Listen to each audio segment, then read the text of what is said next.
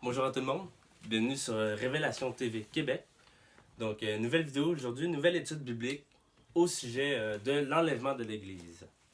Donc, ce que j'aimerais faire avec vous, c'est vous démontrer où est inscrit l'enlèvement dans la Bible. Donc, j'aimerais commencer de suite cette étude. Allons voir tout d'abord des exemples d'enlèvement qui a déjà eu lieu dans la Bible. Je pense d'ailleurs à l'enlèvement de Élie et de Enoch. Donc, l'enlèvement d'Élie nous est décrit en 2 Rois, chapitre 2, verset 10. Tournons ensemble dans 2 Rois 2, 10. 2 Rois 2, 10, il est dit, Élie dit, tu demandes une chose difficile, mais si tu me vois pendant que je serai enlevé d'avec toi, cela t'arrivera ainsi. Sinon, cela n'arrivera pas. Comme il continuait à marcher en parlant, voici un char de feu et des chevaux de feu les séparèrent l'un de l'autre. Et Élie monta au ciel dans un tourbillon. Amen. Donc on voit que Élie est enlevé ici vivant. Il est enlevé au ciel. Donc c'est tout à fait biblique d'être enlevé, de ne point connaître la mort, mais de se trouver en la présence du Seigneur en un clin d'œil. C'est biblique. Il est arrivé la même chose à Enoch. On peut aller voir en Genèse 5, 24. Commençons au verset 23. Tous les jours d'Enoch furent de 365 ans. Verset 24. Enoch marcha avec Dieu. Puis il ne fut plus parce que Dieu le prit. Dieu le prit. Et ça nous est confirmé que Enoch fut enlevé dans Hébreux 11, 5. Hébreux 11, 5. Il nous est dit, c'est par la foi qu'Enoch fut enlevé pour qu'il ne vit point la mort et qu'il ne parut plus, parce que Dieu l'avait enlevé. Car avant son enlèvement, il avait reçu le témoignage qu'il était agréable à Dieu. Amen. Alléluia. Donc on voit que l'enlèvement, être enlevé, c'est tout à fait biblique, c'est déjà arrivé dans le passé. Donc j'aimerais maintenant qu'on ait consulté les versets principaux qui nous parlent de l'enlèvement de l'Église de la fin des temps. Donc, tournons en 1 Thessaloniciens, chapitre 4, verset 15. 1 Thessaloniciens 4, 15, il nous est dit plusieurs choses.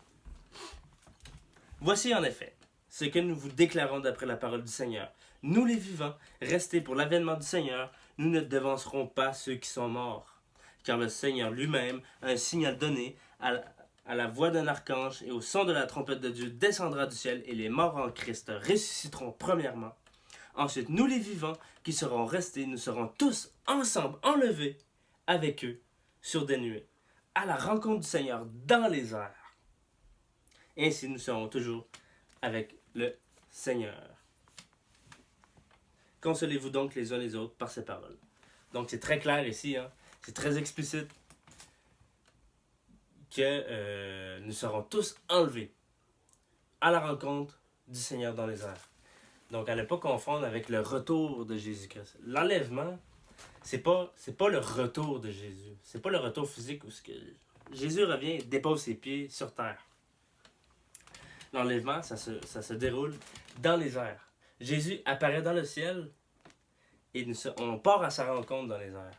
Donc, à ne pas confondre. L'enlèvement n'est pas le retour de Jésus.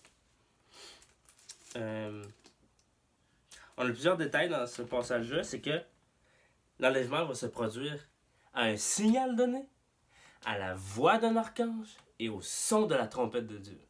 Et aussi, on nous dit que c'est la résurrection des morts. Ceux qui sont les morts en Christ vont ressusciter et nous serons enlevés avec eux. Donc, un signal donné, à la voix d'un archange et au son de la trompette de Dieu. Allons voir d'autres détails importants en 1 Corinthiens 15, versets 51 à 52.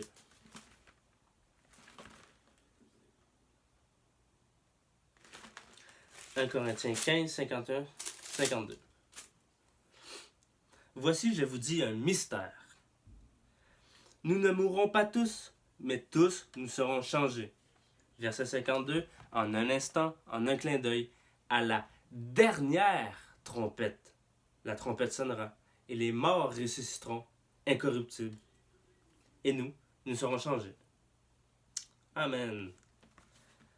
Donc, il y a un détail ici que j'aimerais qu'on souligne, c'est qu'il dit, je vous dis un mystère. Un mystère. Nous ne mourrons pas tous.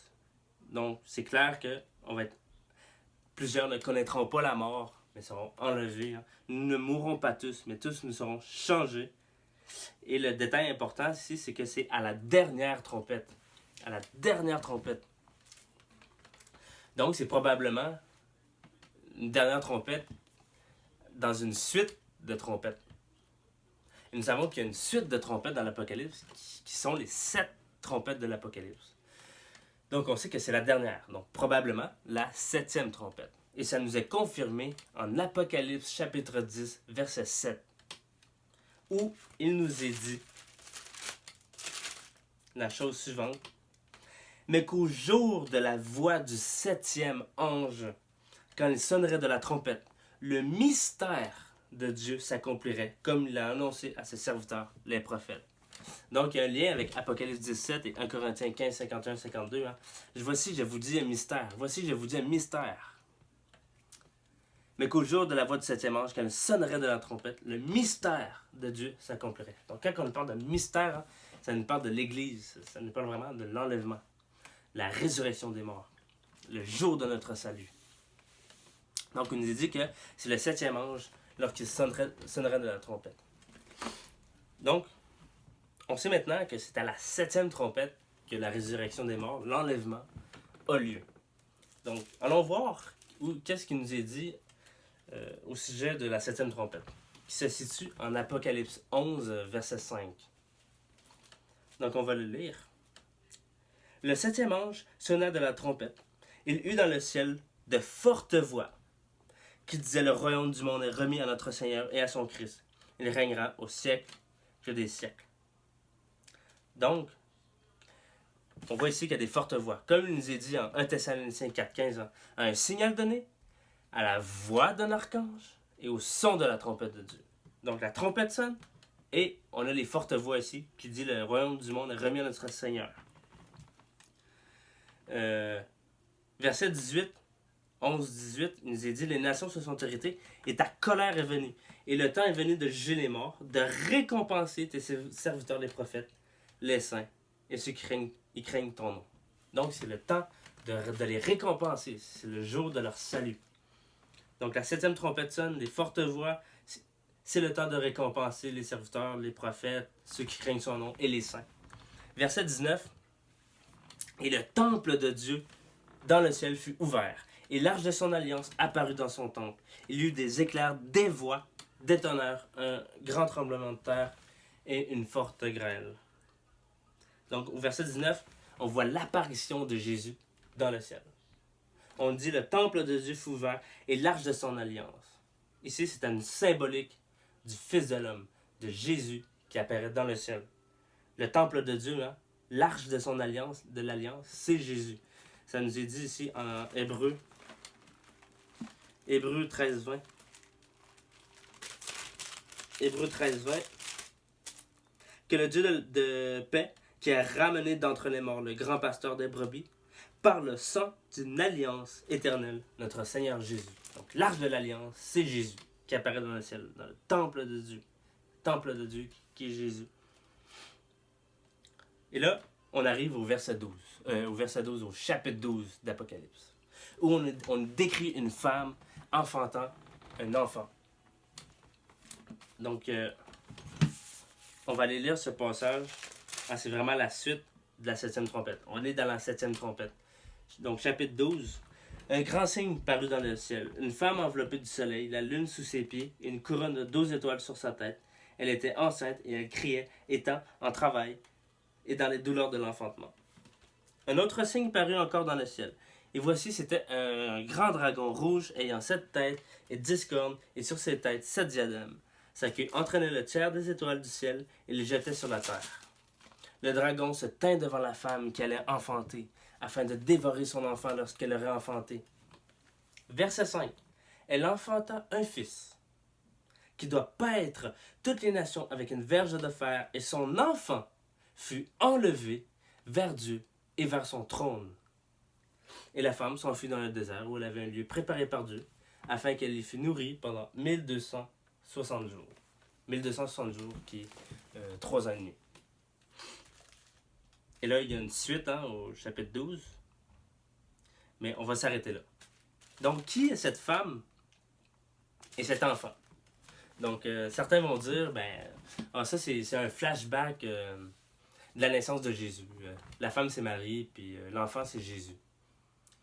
Mais ce n'est pas du tout le cas. Parce que l'Apocalypse, c'est des événements futurs, c'est des prophéties du temps de la fin. Donc, Jésus est déjà au ciel, il a déjà été enlevé. C'est des événements passés. Mais l'Apocalypse nous parle d'événements futurs. Ce n'est pas Marie et Jésus. Ce n'est pas la naissance de Jésus. Donc, qui est cette femme et qui est cet enfant? Donc, je vais vous dire tout de suite. Le chapitre 12, c'est la description de l'enlèvement. Du moins, les 5 premiers versets, c'est l'enlèvement de l'Église. On a vu dans notre vidéo précédente des 10 vierges, la parabole des 10 vierges, en Matthieu 25. On a vu que les villes étaient symbolisées comme étant des femmes.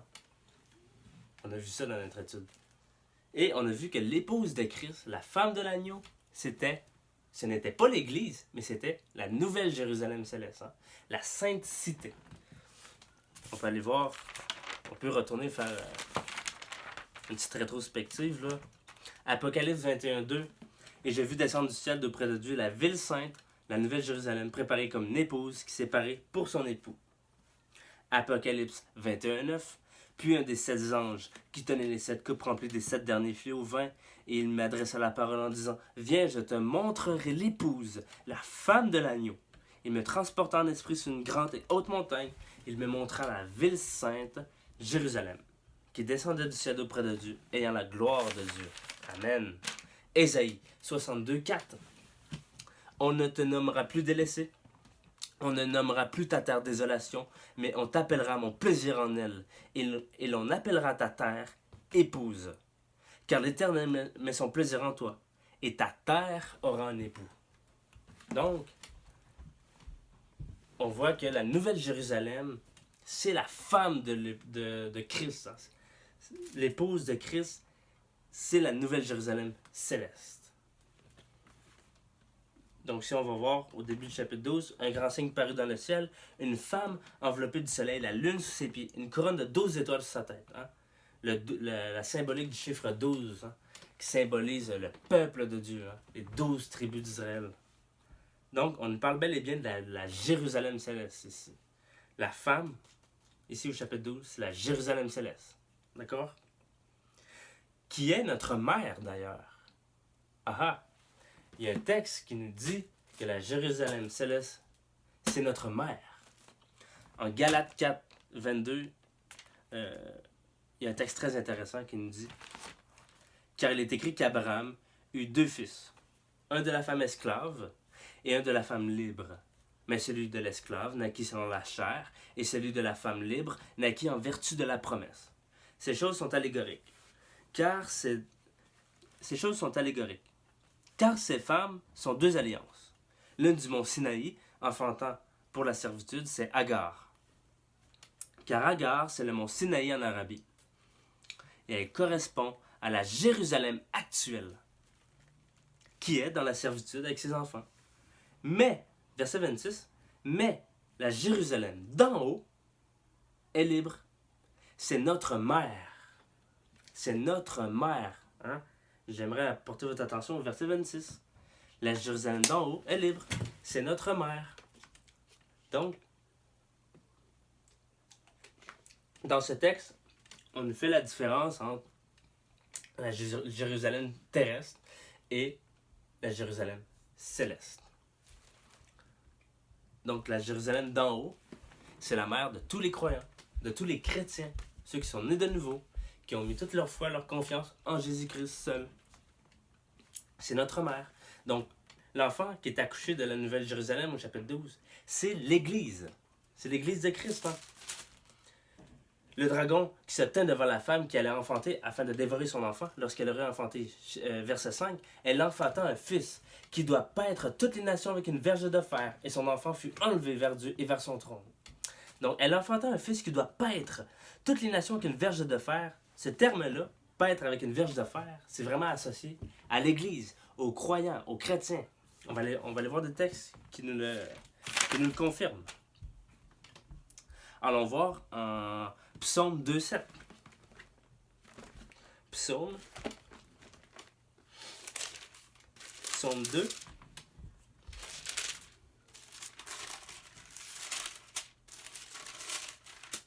Psaume 2,7. Je publierai le décret. L'Éternel m'a dit, tu es mon fils. Je t'ai engendré aujourd'hui. Demande-moi et je te donnerai les nations pour héritage, les extrémités de la terre pour possession. Tu les briseras avec une verge de fer. Tu les briseras comme le vase d'un potier. Amen. Donc on a le Seigneur aussi qui parle à David, qui est un enfant de Dieu. Il lui dit qu'il lui donnera les extrémités de la terre pour possession. Il les brisera avec une verge de fer. Allons voir un autre exemple aussi en Apocalypse 2,26. Apocalypse 2,26.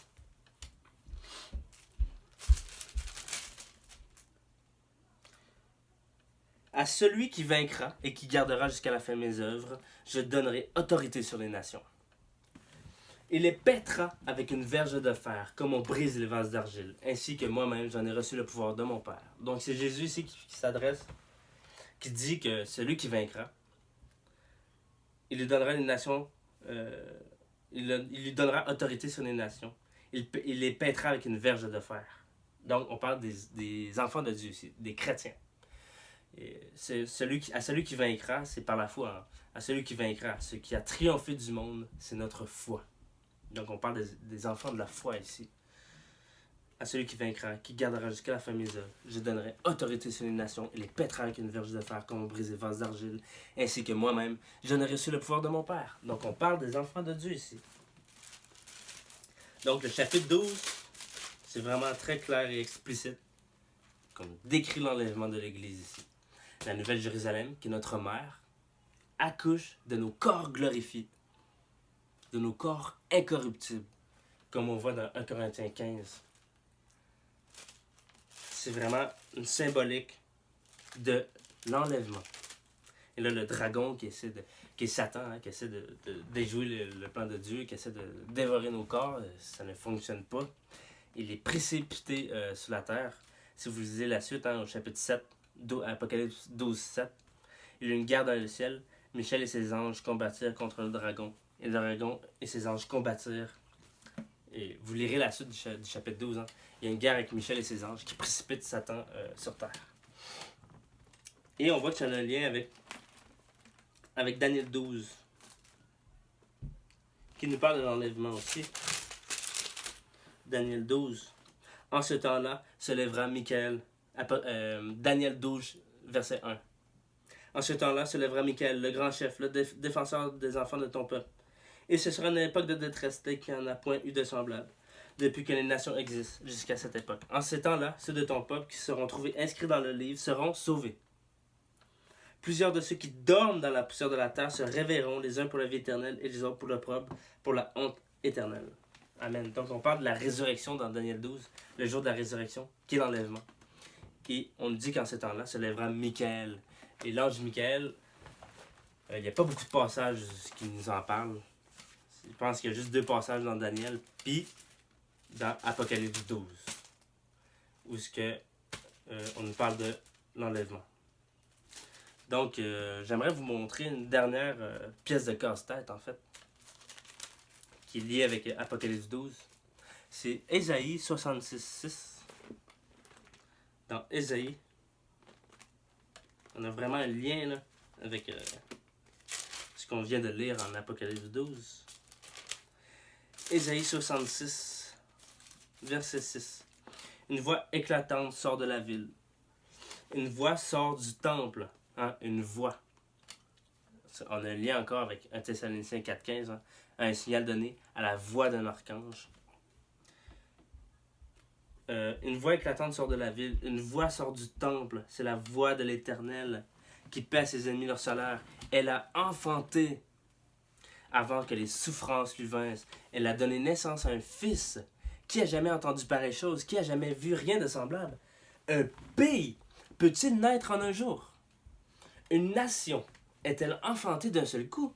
À peine en travail, Sion a enfanté ses fils.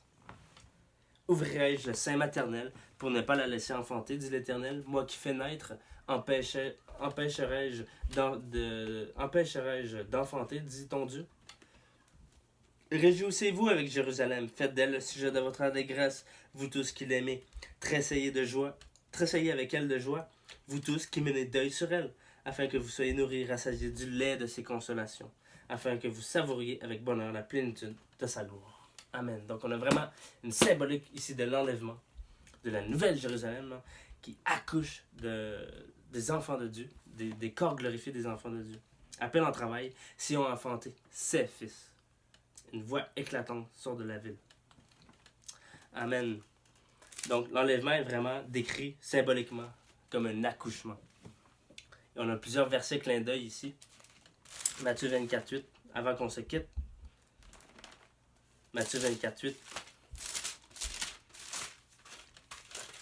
En Matthieu 24,8, il nous est dit, si on commence au verset 7, une nation s'élèvera contre une nation, et un royaume contre un royaume. Il y aura en divers lieux des famines et des tremblements de terre. Tout cela ne sera que le commencement des douleurs. Hein? On a un petit clin d'œil ici. Hein? C'est le commencement des douleurs, les douleurs d'enfantement. Juste avant que l'enlèvement, que les enfants de Dieu soient enlevés, hein? Il y a les douleurs comme de la femme enceinte.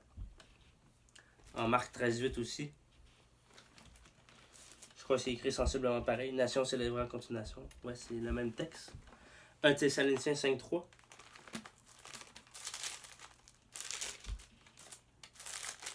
Un Thessaloniciens 5,3. Quand les hommes diront paix et sûreté, alors une ruine soudaine les surprendra, comme les douleurs de l'enfantement surprennent la femme enceinte, et ils n'échapperont point. Amen. Romains 8,22. Romains 8,22 il nous est dit. Or, nous savons que jusqu'à ce jour, la création tout entière soupire et souffre les douleurs de l'enfantement. Amen. Donc, gloire à Dieu. Donc, ça fait le tour de l'enseignement que je vais vous donner aujourd'hui. Je vais juste vous démontrer où était inscrit l'enlèvement dans la Bible. Ça va nous aider hein, pour la suite d'autres études qu'on va faire. Donc, n'hésitez pas à réécouter l'enseignement, à prendre des notes, à toujours aller voir tous les versets, à prendre des notes vraiment pour méditer vous-même par la suite avec la Bible, ce que je vous ai montré. Donc, gloire à Dieu. Gloire à Dieu pour ces éclaircissements, pour ces révélations que le Seigneur me donne.